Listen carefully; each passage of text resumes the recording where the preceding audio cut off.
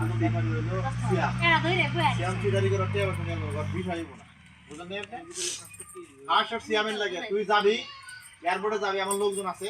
তারা তোর visa passport দিব রুট করে যাবে কে মানে বিদেশ যাও শেষ অনেক জায়গায় চাকরি হবো আল আরাফাত আল জুল হাস কোম্পানিতে তুই চাকরি পাবি ঠিক আছে আল জুল হাস কোম্পানিতে চাকরি পাবি যাওয়ার সাথে সাথে তোর 5,000 রিয়াল বেতন হবো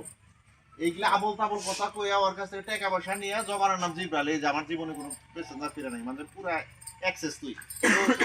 ঠিক আছে ও এই ধরনের কি দিতে স্যার লাবণ্য ফেস্টিভ্যালে দেখতেন যে লাবণ্য খালি মাথা দেয় যাবা গলা কাটা তারপর শুনেন কাহিনী ও যখন বিহান বিদায় গেছে ওই শয়তান তুই আবার আরো মাইছের বিদেশ পাঠাবার নিয়ে আনিস কত মাইছের জীবন ধ্বংস করতে আমি বেকের জীবন ধ্বংস করলাম কিন্তু আমি বেকের জীবন ধ্বংস করলাম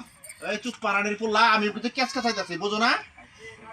আমি বেকের জীবন ধ্বংস করলাম কিন্তু তোর জীবন ধ্বংস করবার পারলাম না কে আমার তিস্তা দেখবি তো আমি 5টা পেছানদার পাড়ামো 5 বিঘা জমি রাখবো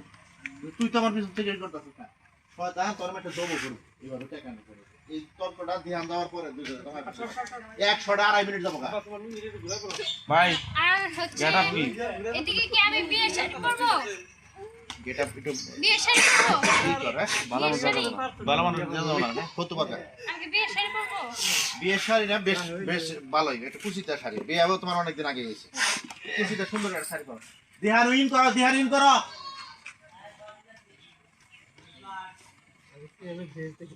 দূর আমি কথা কইতেছি আপনার আশা তো ওই তলে রয়েছে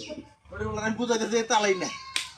আমি যে বুকতাছি এই নাম্বার দিছেন এদিকে আছে না এনে পুরো যেতেছে না বকতেছেন কেন ভদ্র মানুষ এত আমি যখন মেয়ে মানুষকে বকবো তখন আপনি ভিডিও করেন পোলা মানুষকে বকলে ভিডিও করেন কেন ওরা আর্টিস্ট শুটিং মানে পারফেক্ট করে